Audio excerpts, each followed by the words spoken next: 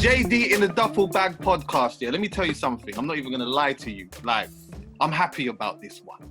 I'm happy about this for two reasons, actually, yeah. One, we're going to talk rap today, yeah? We're going to talk rap today. But two, like, if anyone that's, like, followed me, yeah, and listened to some of the conversations I've had before, especially when I've talked about rap music, I've talked quite heavily about this particular artist right here. And I got Blade Brown with me. What's going on, my bro? There, my G. How you feeling? Bro, I can't, like, I noticed that every time I'm putting out bits of content, I'm getting people are talking about my beard and that. I've never had a beard like this, bro. Yeah. No, mine was crazy until yesterday, bro. But obviously, I thought, you know what? Let me just, you know what I mean? How are you doing anyway, bro? Like, how, like, before, just, you know, some casual stuff to begin with, man. Like, how are you dealing with this quarantine era that we're in right now, man? So, you know what it is? You see, like most situations, I just use it to, like, my advantage, you get what I'm saying? So I'm just using it to do, like, all the stuff I wouldn't usually do or put off or put aside or, do you know what I'm saying? All of the stuff I kind of procrastinate on. I'm just Like getting what? Like what? ideas, you know, business ventures, things I was meant to kind of look into or look up on or read up on. I've just been using that time, you know what I mean? To just kind of, you know, you just got to use it to your advantage. It's a funny one, isn't it? Because I think for some people, yeah, it's a great time to just relax. Do you know what I mean? For some people, it's a good time to just chill out and just, you know, like relax your brain and just, you know, just like, and maybe even watch some stuff. But for others, like, especially for me as well, occasionally, it's good to, like, you know, I've been reading a bit more. I've been, like, you know, trying to plan some things a bit more and stuff like that. And it's like, it's giving me the extra space to do that. And sometimes, you know, like, life can just move so quick. You just don't even have you feel like you don't have the time to do that. You feel me? And then obviously, like, it's like a reset. It's more like a reset kind of time. You know what I mean? It's like you can kind of stop. I've seen a lot of people getting back into their training and stuff, and you know what I mean. So you just got to use it to your advantage. Obviously, there's, you know what I mean. There's kind of a downside to it, as had kind of a few things in the works and then slowed it down. But you know, everything happens for a reason, innit? So it must hurt you a little bit though, 'cause I know you're a man who likes to travel, innit? I know you're a man who loves at Dubai and, like, you get what I'm saying? Hit, like, a couple of the party islands and that, like. yeah. No, the traveling's killing me a little bit, man. I'm online checking to see when we can fly out again and them things. But, you know, like I said, I'm just using the time a bit more, you know, just using it to just better myself. I don't know. So yeah, man. Are you seeing, like, some of the stuff that's happening on Instagram with the clashes and that? Yeah. What kind of clashes? Do you know what? I'm going to try and find the name of them, yeah? I just stumbled across them the other day. But they're doing, like, their own clashes. So it's not like the actual artists that are doing them, but they're just kind of putting them together and just, like, just playing tunes back to back and that. I see one with Giggs versus Skepta. Oh, yeah. Oh, people doing their own. People are doing their own ones as well. Yeah. Certain artists are doing, like, their own, you know, like Chip's doing Chip versus Chip. Yeah, I see that. Yeah. I see Chip. Yeah. You got a catalog that could actually do that as well, innit? Because you've been in the game for quite a while. A while. Old Blade versus new Blade. Could do that. But I listen to some of my old stuff. I'm like, I don't think I can rap like that again, bro. You know what I'm saying? It's like I was a bit more technical. I feel like I've slowed it down, a bit more controlled and a bit more, you know what I mean? But back then, you know how rap was back then? I used to think I was Core Mega. You know what I mean? I was rapping 20 syllables in one line. So, but yeah. No, definitely got an old catalogue though, definitely. You had a project out last year that I put as, and when I was doing my top, I had like my top 13 albums, yeah? And, like, in my list, I'm sure yours was like top 6, maybe even top 5. I was trying to find it today, I couldn't remember. But Bags and Boxes 4, bro, you came with, like, a super cold project last year.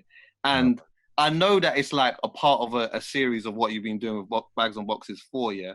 But, I mean, with the whole Bags and Boxes theme of, like, mixtapes and that, yeah? But, like, this one here felt a lot more album-y-ish to me. Yeah. No, definitely. And I would say that I approached it a bit more like I would an album, even though that's not what I would make as an album, but the approach was, do you know what I mean? I was recording in a lot, you know, bigger studios and just taking more time with this. That's why it did take long to make the project. You know what I mean? I'm not gonna say, yeah, I've done it in a few weeks. It took a while to make the project, but that's kind of like, it's like gearing up to kind of get into album mode. So that's why you probably got that feel from it. I can't tell you that I'm mad impressed when people tell me that they've done an album in one day. Yeah. No, like when people say I went studio and done it in a few days, it's like, so that don't sound sexy to me. Yeah. No, it doesn't. No, it don't sound like you took care and attention in the project. So unless you were just in a crazy vibe and it just, you know what I mean, and things just went out of control and you made 4 or 5 songs, I hear that. But like, I can't make an album in a couple of days, or that's craziness. Yeah. I don't. A lot of people will know you as like, anyone that does know you anyway will know that. You see, like you're talking about it taking you a while to do it. You're a man who like drops something and then disappears and then drops something and then disappears, and you're like a certified disappearance guy. You gotta go and live life, cuz, you know what I mean? You gotta go and live life, and then I come back and report to you what's happening and what's happened in the last years. You know what I mean? That's how it kind of works with my music. So, there's nothing really more I can kind of do than that. Do you know what I mean? Or else I'll just be making stuff up, and I'll be in the studio making it all up, brother. And I don't think that's what the people want. So, no, I hear that still. Like obviously, like making projects and that. A lot of the time, if you're saying things, a lot of the time you want to draw inspiration from life, innit? Like, obviously, I know you and this artist are very different, yeah. But that's one thing that I'd probably say that I have to proper respect Ed Sheeran on. Ed Sheeran drops a project, tours that whole thing, and then he's like, yeah, that's it now. I'm gone. You can't see me. I'm away for 2 years. Yeah. When I come back, I come back. But there you go, and that's it. And he comes back with some substance. You know what I'm saying? It's like, and I think you can kind of tell when people start, making too much music, because it all starts to sound the same. You're saying the same thing again and again. Your beats are sounding like everything just starts to sound a bit sameish. So, I like to go away. Even the beat selection period. Like, I couldn't make an album in a week or a day, because it takes me weeks, months to just go through beats and find the right beats and put them together and kind of like that whole sound that I want the project to have. Do you know what I mean? So even that takes time. So yeah, man. Do you ever pay attention to the climate of what's going on music-wise? Or do you, when it's time to start making music, do you just kind of get in your own lane and think about what it is that you just want to make and what you like, as opposed to, seeing what? Because I guess that like sometimes those are conversations that people have where they're like, this person might have made a particular album, but they're not actually looking at the climate of what's happening right now. And I always get conflicted when I hear those types of things being said, because I'm like, sometimes, like following the climate isn't always the best option to take, because then you end up, when that climate's over, then you're done with the climate. You get me? That's same things, like the climate, following waves. It's like, I feel like you should pay attention to what's going on, so you're not completely out of the loop, because I feel like you can also do that. Do you know what I mean? There's a way where you can kind of try and lock yourself too much and not understand what's going on. I don't think, like looking at, all right, that's popular, let me try and do something like that. You should never do that either. I just like to make music that I like. That's my first goal at the end of the day. I never really go into the studio and think, all right, what can get into the charts, or what would they like? Or I make music I like first, innit? So I don't really follow no trends and waves. And like you said, you follow a wave. When that wave's gone, you're gone with it. So, and I think that's why people always come like, right, you've been, making music for how long? How do you still kind of stay around? And I think that's, if you just make music you like, bro. And I think that people can see through when somebody's trying to make a commercial song. They can see through it straight away. And they can see when you're just making music you like. So I just stick to that, and it works for me. I'm just even hearing what you're saying, funny enough, I was just thinking to myself, see, like the following the chart thing, Yeah. Like, I know that people do that now still, and that's cool, each to their own or whatnot. But I feel like that mentality was super prominent around like probably early 2010, 2011, when like a lot of artists were starting to change up the sound a bit to try and chase that. But at that point, for you was probably in your most gulliest time, like musically. And that's why I said a lyric that I said a lot of people kind of got misconstrued when I said like, why they don't sign me? I don't rap like Tiny, you understand? And everyone's like, oh, that was a dig. It wasn't even a dig. That was me just looking at what's going on in the music industry at that moment in time and thinking, I don't fit into this. You know what I'm saying? So a lot of my friends will come and be like, right, you're doing this, you're doing that. How come you're not getting signed? And how come your song's not there? And I'm just saying, bro, I rap how I rap. Like, it's not, but funnily enough, it's like everything's kind of gone 360 now. Well, not completely 360, but street music is in the best place it's ever been. Yeah. In our country anyway. So, but yeah, back then, like the era, exact same time you're talking about is when it was just like, yeah, you're making greasy music, but it's not really gonna go as far as, you know, obviously what other people are doing. So yeah. Talk on that a little bit though, the fitting in like side of stuff, because again, yeah, even the comparisons between, because I want to talk about how great the space is for street music and rap music and that as well, yeah. But like now, I think more than ever, you don't necessarily need to feel like you need to fit into anything, yeah.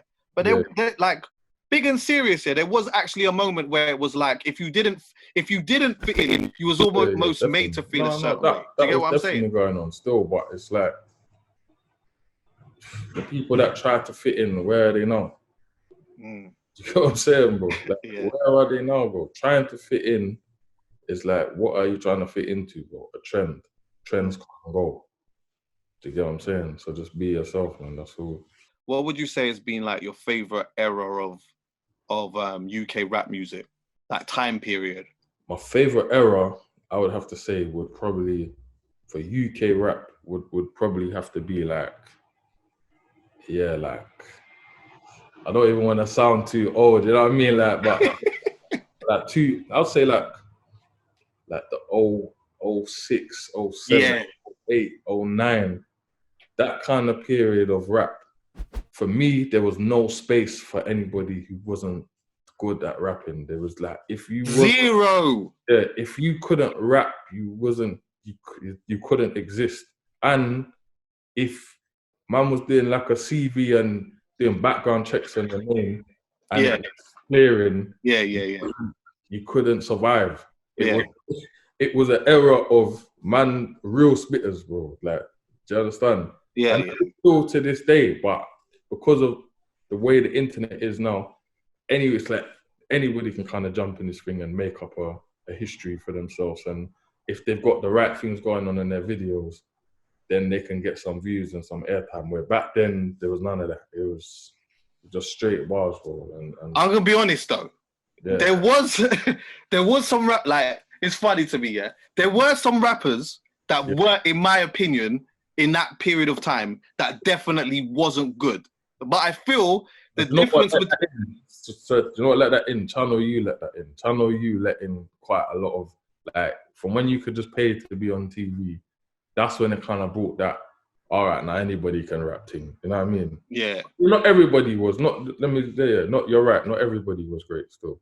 Just to give some people context here, because there'll be some young bucks who may not even know Channel U, but Channel U was like a music station, yeah, that like was for us, because you had MTV and you had like all of these other music stations, yeah, but it always felt like it either cost too much money to be over there, or you had to be American, or you had to be like a signed artist, Bass. With America, you had like 1-2 English artists, like probably a Soul Solid would be on there, and what's the other people? Big Brothers. Like, Big Brothers, bro. And the people there would be on there. Yeah. Lamar, you might get a Lamar on there. Remember the R&B singer Lamar? That's about that's the But Channel U was like essentially for the street, innit? And like you could just pay the change. The Grime Daily on TV. It's the Grime Daily, exactly that. Yeah. So then, of course, obviously at that point, it opens up the gateway for people to, like, in a positive way, to be inspired though and say, right, like, I kind of want to do that. But the difference being, the point I was going to make is that, like, I think around that time, if you wasn't, in my opinion, if you wasn't good, there was something obviously certified about you, because you couldn't just be good and you couldn't just be crap and just be out here. Yeah, it had to be one or the other still, So yeah, man, like, obviously throughout your whole career, or the most of your career in that, you ain't had a manager. Like, even around these times, this is like the manager side of thing is quite new to you in terms of, like, being able to, when I just spoke to you now, you with your manager, I'm like, right, okay. Yeah. Like the last 2 years, I'd say, For the last 2 years. Yeah, leading up to that, never, no manager, nothing at all. How has it been, like, transitioning from being able to do your own thing, or even just maneuvering your own way, and then turning around and saying, you know what, I'm going to add someone to the team now, and I'm going to try and see, like, if we can do something different with that. I know that for a lot of people, a lot of artists in particular can be control freaks, isn't it? And it's hard to now bring someone in and then that's going to come and, I don't want to say make decisions for you, because no one can just make a decision for you, but adding someone to the team after doing it for so long, talk on that a bit for me. Well, I would say the reason why I probably never had a manager before is because, like, I didn't really have anybody who thinks the same as me. So to obviously have somebody who thinks the same, it's not even really like I'm giving up control. Do you get what I'm saying? Because you're making decisions together. And obviously, me personally, I would never pick a manager that's going to kind of suggest for me to do things I wouldn't want to do. So I don't really, you know what I mean? That's probably the reason why I've never had a manager, because anybody who I've ever had that conversation or discussion with, I'm either talking to them, where I've been handling myself so long, while I'm talking to them, I'm thinking to myself, like, I think I know more than you. Do you get what I'm saying? So how could you manage me? Do you get what I'm saying? So it's like, me to kind of, finally take on a manager is more because, like I said, I can kind of tell we're on the same wavelength. So I don't really have that issue, to be honest. And it hasn't really been like that much of a crazy difference, because it's like we both think the same. Do you get what I'm saying? It's not like I have to kind of compromise to what they think of and things like that. So it works. Who was teaching you the game beforehand then? A lot of it was trial and error. I mean, the first person I would say I started to make music with, or that got me into music, was Corey Johnson, who runs. Oh yeah. Yeah, like, I have to give that to him. He was literally like, he would come and I'm just wherever I'm doing, whatever I'm doing on the road, and he will come and grab me like, no, we're going studio, bro. And taking me to the, you know what I mean, the first kind of studios I've ever seen. So I think Corey Johnson, for those who don't know, he managed did he manage one of them, like, from Crazy Cousins, or both of them? Yeah, Flukes. Yeah, he managed Flukes and that. Yeah, he's been out here for a minute still. Early, bro, early. So, like, and he obviously helped me put my first mixtape together. You know, I didn't know what I was doing back then. I was like 17, 18. You know what I mean? So, but other than that, when I kind of like started to venture off into the music on my own, no one. Is all trial and error. Do you know what I'm saying? And I'll say in the kind of like the past, you know, few mixtapes and projects I've done, aside from obviously having a manager now, the person who's probably helped me the most as well, in just like music-wise, industry-wise, probably been Posty.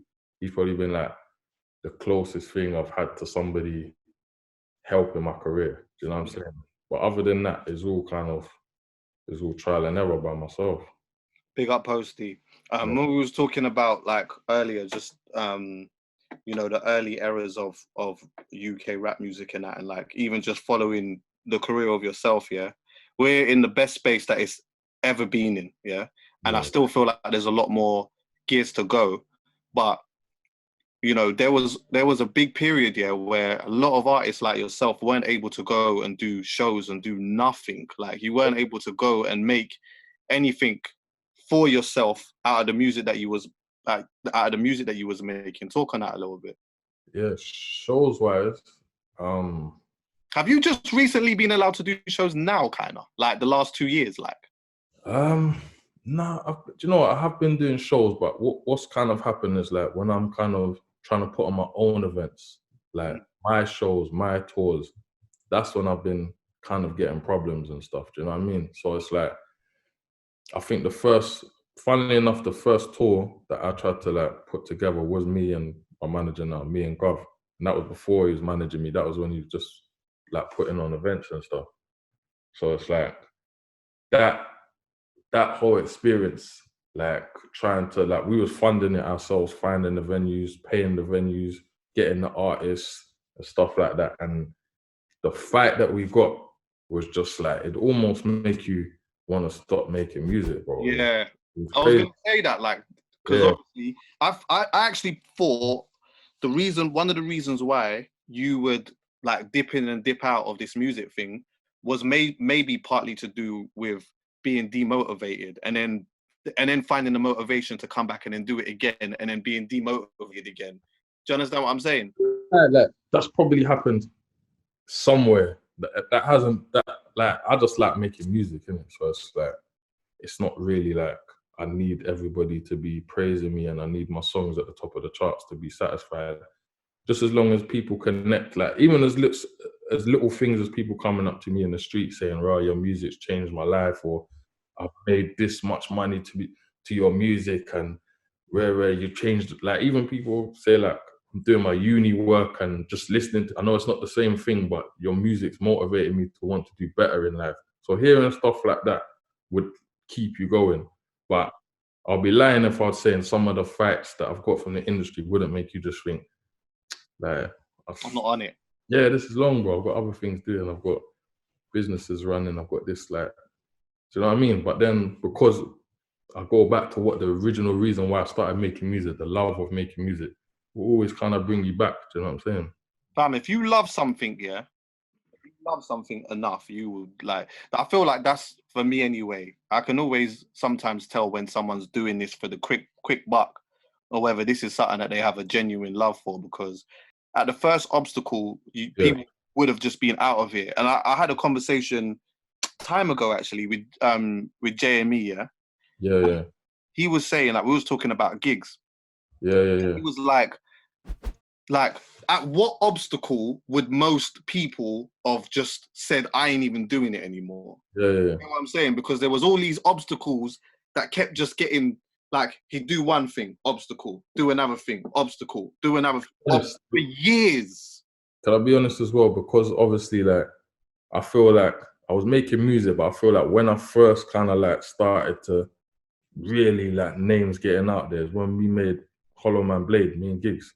So that's what I'm saying. So I've seen straight after what's happened, where he's gone, he's blowing, going crazy, but they're still fighting him. So it's like, even watching what he's having to go through is making me think, like, Gigs is like here, and they're still. So it's even making me think like, oh man, you know what I'm saying? Like it makes, you know what I mean? Like when somebody at like the top of the game wins, it makes all of us feel like we can win. So when you see them fighting, you know what I mean? Fighting Gigs down is making me just feel like, bro, like, can man even do this thing? Do you know what I'm saying? But then when you get past the obstacles now, yeah. Like, I remember you was on the tour. You was on. You traveled with him doing some of the London. I was at the London show because I see you at the London show with him. And that in itself, when you've seen someone's journey and then you step out on stage and you see the amount of people that are there that have come out to see this person, for you as a rapper now, and for you that's got legs in the game, can do only but say, I need to step this up now, and I need to make sure that I've got my foot in it now properly. That tour remotivated me still to like, I'm going around, I'm looking, I'm seeing all the towns we're going to, I'm seeing all the venues, definitely remotivated me. Do you know what I'm saying? So things like that, bro, you know what I mean? Like, keeps man, you got to see it sometimes with your own eyes. It never concerned you about being overlooked, or did it?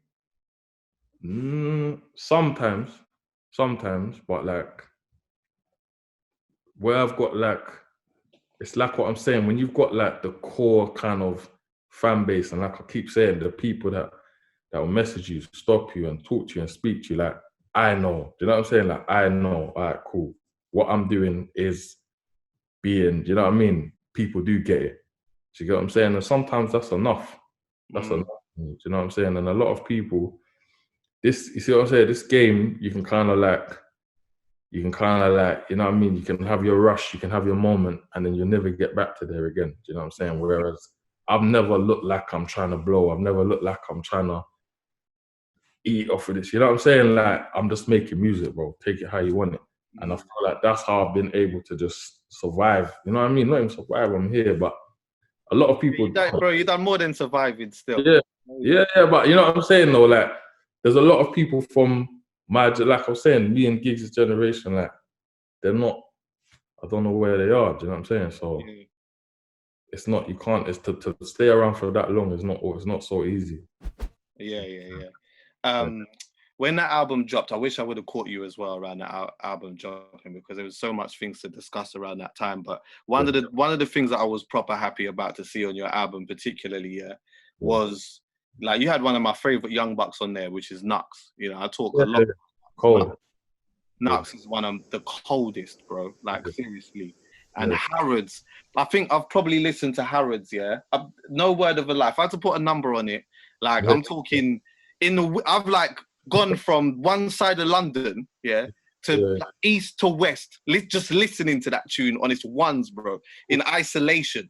Imagine hearing the beat in the studio for the first time, bro. When that was rolling, it was like, oh, do you get what I'm saying? He made the beat as well, so it's like, it's proper. Yeah, he's a talented guy, but yeah, man, that's definitely a lot of the people's favorites on the tape, and that's what I'm glad, because it's proper rap. Do you know what I'm saying? And I like it when, you know what I mean, rap is still, you know what I mean? I want rap to still be surviving. Obviously, other genres are gonna come and be popular, but you know what I mean? Just as long as rap is still here, man, I'm happy with that, man. 100%, bro. 100%, man. And like, I think it's important for people like you as well, to like stay true to what it is that you're doing. Because if you switch up, if someone like you switches up, then, you know, that sets the tone in quite a bad way for integrity. Of course. But then in saying that, there's a difference between like trying to go for the bag, but like, there's some songs that I like. Do you get what I'm saying? Like, there's songs that I would jump on. Do you get what I'm saying? Like I can't explain it. Like, there's some commercial songs that play on the radio. I like the song. So where's the line between trying to be commercial or making music that you like? Integrity doesn't mean that you can't have a stab at something that you like. Yeah, of course. That's what I think the lack of go on, sorry. I'm just letting people know that if you hear me make a song that you may perceive as commercial, I made it because I like it. Yeah. Do you get what I'm saying? So that's why, you know what I'm saying? That's why I've always been funny with that line. But there's loads of songs, bro, that are hard on the radio. Like, I'm thinking I would have jumped on that. But I imagine they would look at me and think, Blade don't want to. Yeah. Like this. But I do, because I like the music. It's like the song I've done with Notes. Like, yeah. I was just thinking that. What's that song called again? Cash Train. That's the one. Yeah, Cash Train. Yeah, like, honestly, that's not a typical Blade. No, it's not. You would associate Blade with, but like, you hear it and it's still cold, it's still wavy, and it's still you. I was driving around in that to my car for days. Do you know what I'm saying? So it's finding that line, man. But yeah, I feel like with the tapes and that, I feel like I've definitely done, you know what I mean? I've done my years of keeping the integrity in the music, you know what I mean? Yeah, of course. And like, even just talking of that, Facts with Merkston. Do you know what? I know I was watching a conversation that Merkston was having, Yeah. He was talking about the story behind that song, bro. Yeah. So like, firstly, by the way, like, people, go and check that. There's an album by Merkston called Top Tier, which is already like one of my favorite albums of the year so far, And there's a tune on there called Facts with You, And I heard him saying, like, in the interview or whatnot, that like, he was saying that like you two was having a conversation or something like that, and then it was like some talk on it, like some type of competition thing of like a verse in that. And like, when I heard it, I was quite surprised because there's certain artists that I hear talking from that competitive aspect here, which is like Gets, Kano, Gigs. I hear talking like that. Obviously, Merkston, Scorcher, Wretch. I don't like when I heard that you was on this. What like? I was quite surprised about that. But talk about it. So give the context. Yeah, no, it started from a conversation between a few of us. Posty was involved in the conversation. A few people was involved, and it was just like, I can't even remember how we got on the subject, but it was one of them ones like, Mercs, like, come on, like, we get in the booth, I'm tearing your head off, like, and he's obviously not hearing that. He's like, what? So obviously it's got set up studio session, and obviously we just run a beat, and whoever's got the code, it was literally like a clash. Do you know what I'm saying? We've got time to write our 16. Yeah, there's about 10 men in the room, and there was a decision who won. But we come out with a cold tune. Yeah. We just pulled up on the. I think it was even like, tonight. All right, cool, let's go. It's like one of them ones. Tell me this. Who wrote quicker though? Who wrote their tune quicker? I done my verse in about half an hour, bro. I slapped it out. Merkston was in there for a couple hours, man. He was ordering food. He was talking about different subjects. He was still in there, but. Shout out Merks, you get me? Shout out my guy Merks. Gigs is the worst. Is he? Yeah, he's trying to tear your head off. Yeah. Every song man does, he's trying to tear you. Even if you don't know, you might be in the studio thinking you're making a nice song together. He's trying to tear your head off. Do you know what? Do you know where I sensed that? You know, him and Kano's song Free Wheel Ups, yeah? Yeah. Like he's got the middle verse, yeah. His verse is long, yeah. And when I heard the verse, I thought, nah, Giggs is actually trying to act like he's trying to actually take a man's head off, like literally. I sensed it. He's on the savagery still. He's on smoke when he goes in that mood. And he's all right. It's all good though, because it's like sometimes if you go into the booth too lazy and like we're gonna make a song, like all right, it kind of like may even make your verse not as good. So if you go into the booth with that feeling like I wanna, you know what I mean? I wanna come out on top. You're gonna automatically you're gonna write a better verse.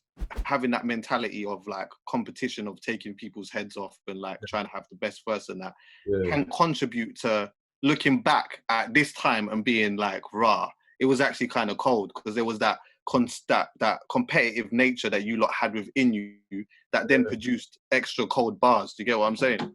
Well, the funny thing about me is if you know what I listen to, bro, like if you actually saw my playlist on my phone. What is it? Mad versatile and different and like alternative and that, or just what? Nah, not even, bro. I just listen to reggae, bro. Like, oh, fam, man. You see, when it comes to reggae, I can't even make it up, bro. Like that's like my playlist. Like it's just spared garnet. Oh yeah. It's just reggae, fam. That's what I listen to, fam. Like I can't make that up. I don't really like this music of this day and age, fam. It's not really connecting with you at the moment. It's just not connecting to me, bro. A lot of it isn't. No, a lot of it isn't, bro. Do you know what I'm saying? So, what inspires you, bro? Like seriously, what inspires you now, though? Where do you draw your inspiration from? Like, what inspires me is kind of like just looking at anything I've already done and kind of like trying to outdo it. Have you always been an ambitious guy? Because I know that, like, obviously, when you come from the street, you can. Sometimes the mentality is split in it. It's like you got man or young bucks out on the street that like all they see, unfortunately for them, because of the environment that they're in, is what is just around them, and it's hard for them to be able to like have an ambition to get out or maximize a different type of talent that they might have, or even the negative talent that they've got, but trying to change it into something that is like a bit more positive and lucrative for them, yeah. But see, for you, like, go on. I was gonna say you say that, but to me, like, compared to when we was probably growing up, I feel like there's way more opportunity and way more information available. Yeah. Like the younger generation, so it makes less sense to me why. Do you get what I'm saying? I hear you. There's more examples. There's more examples in it. I just think everybody's wired differently. Do you know what I'm saying? And that's why you have some people that, like, not everybody can be the guy. Not everybody can be the CEO. Not everybody can run the business. You need people to run the business. Do you get what I'm saying? So I feel like everybody's mind is just programmed differently. Like me and another guy might see one person driving through the ends in a car with a chain as a young boy. The other person might think, that's probably a lease, or that's a rental, or or you know what I mean? You might start making excuses for why that person has that, or belittling, or trying to, you know what I mean? Or someone else you might see them and think, I want to get that. How do I get that? Do you get what I'm saying? There's two people look at the same thing differently, innit? And I think everyone's wired differently. I would see somebody who's in a better position than me and try and understand why they're in a better position than me and figure out how they done it. Whereas other people would make excuses for themselves or try to belittle, or, you know what I mean? Or make up stuff about, his family's rich, or, do you get what I'm saying? So it's like, I just think I've always just been wired like that, bro. Like, there's not nothing, like, I was probably like, 6 or, I don't know, no, maybe not 6, I'm going a bit. Maybe like 8 or 9 out in the street with my bucket washing cars and that. Yeah. Growing up, my parents I didn't see them working for anybody. Do you know what I'm saying? Like, my dad is I don't come from no fancy family, but like, they've always been self-employed. Okay. And I feel like subconsciously, that must have had some kind of effect on me, like not seeing, you know what I mean? My parents don't have bosses. I'm wishing you more blessings and just, keep going, bro, because what you do for rap music, what you've contributed to rap music over the years has been insane, and it can't be overlooked by people who's been paying attention. Do you get me? So even now, when you've come out last year with that body of work, in 2019 with Bags and Boxes 4, I can't tell you that I was surprised that it was cold.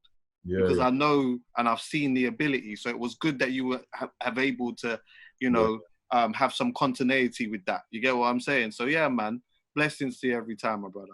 I respect my brother, man. Love for having me here as well. You get me? Yeah, of course. Hey, actually, quickly, while you're here, just last thing, because obviously we was talking about the clashes and that. Yeah. I know this is just mad random, but I want to talk to somebody about it quickly. Yeah. But there was this talk about 50 Cent and Ja Rule doing the clash and that. Yeah. Right. Who do you think bodies that? I think that you would think that Ja Rule would win, but I think 50's taking his head off still. Definitely, man. Fam, I listened to Window Shopper the other day. I almost forgot about that tune, bro. Yeah. Fam, have you know what? Like when you're going about your thing or whatever, and you jump in the whip or whatever, listen to the mix on that. I don't know who mixed it. Yeah. Fam, it is mad. I completely forgot. When I heard that just alone, I was like, nah, bro, this thing is too mad. Drop that one in the clash and that's it. Dance done. If you had one where it was K-Trap and Fredo, what are you saying? K-Trap and Fredo, that's a hard one, and it's hard because it's different styles of music as well, man. Yeah, they're both my guys, man. I know. I'm gonna sit on the fence on that one. I knew he was gonna do that still. Yeah. And flipping Huss and Kojo. Huss, man, Huss. Kojo is hard, but Huss is he's different. He's different still. Yeah. Hey, you lot leave it in the comments, innit? And you lot can say who you think and whatnot. And also, I want to just know who people would put in clashes and that as well. Like who you would see, even if it's like an artist that is just clashing themselves. So even you, for example, Old Blade versus New Blade or whatever.